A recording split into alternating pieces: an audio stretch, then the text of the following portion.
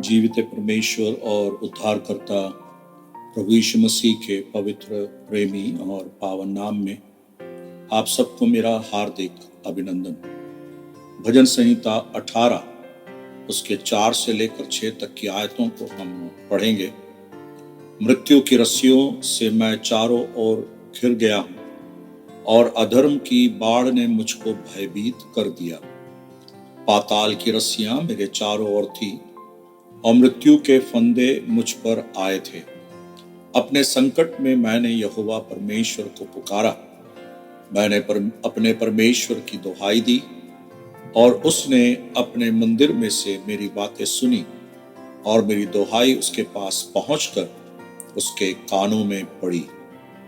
4 से लेकर 6 तक की आयतों में हम उस भजन का लिखने वाला खतरों की परिस्थिति में परमेश्वर को ताकते हुए देखते हैं। परमेश्वर की ओर वो अपनी नजर को उठा रहा है और अपनी परिस्थिति का वर्णन कर रहा है।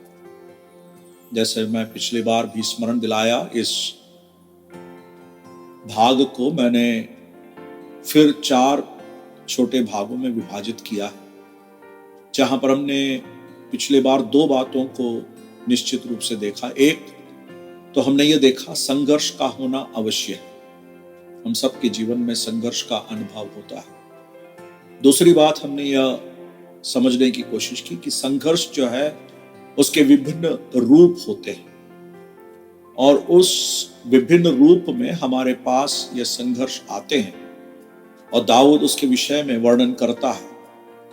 जैसे अधर्मियों का हमला, जहां पर लिखा हुआ है कि वो बाढ़ के समान, जिसके कारण से दाऊद कहता है मैं भयभीत हो जाता हूं। मृत्यु की रस्सियां जो चारों ओर घिरे हुए, पाताल की रस्सियां जो मेरे चारों ओर थी, मृत्यु के फंदे जो मुझ पर आए थे। तो दाऊद इस प्रकार अलग अलग तरीके से या विभिन्न रूप से जो संघर्ष की स्थिति आती है उसके विषय में वर्णन कर रहा है। तीसरी बात जो हम इस 4 से लेकर 6 आयतों में देखते हैं वो यह है कि दाऊद को परमेश्वर से पुकारने की जो आजादी थी, खतरों में परमेश्वर की ओर ताकना। उस भाग के अंदर तीसरी बात, परमेश्वर को पुकारना।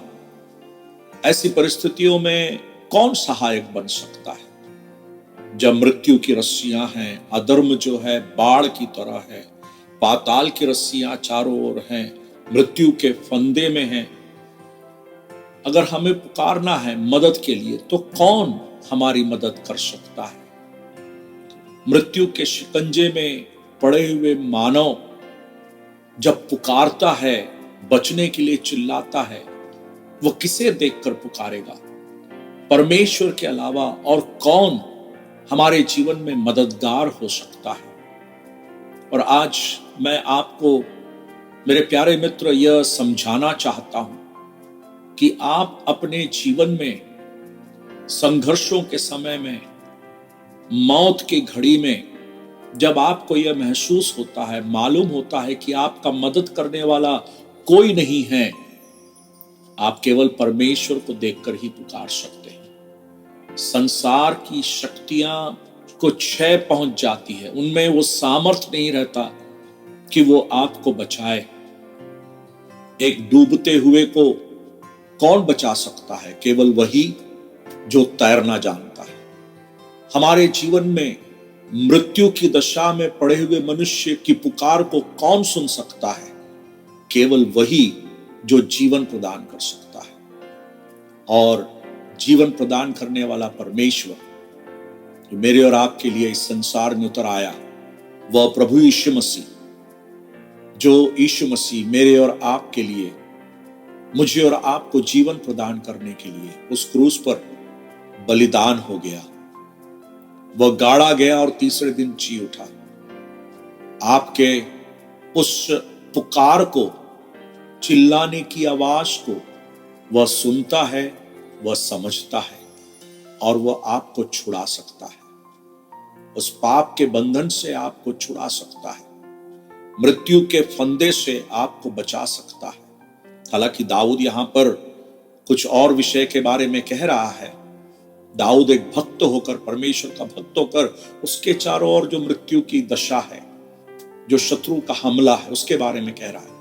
परंतु आज मैं आपको स्मरण दिलाना चाहता हूं, कोई भी जो इस अनुभव में नहीं आया, यीशु मसीह के द्वारा उद्धार को नहीं पाया, जो पापों और अपराधों के कारण उस मृत्यु के फंदे में फंसा हुआ है, उसे बचाने के लिए प्रभु यीशु मसीह आए। यीशु मसीह कहते हैं, मैं इसलिए आया कि तुम जीवन पाओ और बहुतायत से पाओ। यीशु मसीह के मृत्यु के कारण हम जीवन प्राप्त करते हैं। उसके श्रापित होने के कारण से हम आशीषों को प्राप्त करते हैं। उसके पाप के दंड के उठा ले जाने के कारण से हम पापों की क्षमा को अनुभव करते हैं। मेरे प्यारे मित्र, आज आप इस क्षमा को अनुभव कर सकते हैं। पाप और अपराधों का जो फंदा है, उसमें से आप मुक्त हो सकते हैं। प्रभु यीशु मसीह आपको वह जीवन प्रदान करता है। परमेश्वर उसके लिए आपकी मदद और सहायता करे। परमेश्वर इस वचन को आपको आशीषित करके दे। रोमियो की पत्री 10वां अध्याय उसकी 9वीं आयत कि यदि तू अपने मुंह से यीशु को प्रभु जानकर अंगीकार करे और मन से विश्वास करे कि परमेश्वर ने उससे मरे हुओं में से जिलाया, तो तू निश्चय उद्धार पाएगा। मृत्यु के फंदे से आप बचाए जाओगे। परमेश्वर उसके लिए आपकी मदद और सहायता करे। आप सबको जय मसीह की। मसीह में आपका शालू भैया।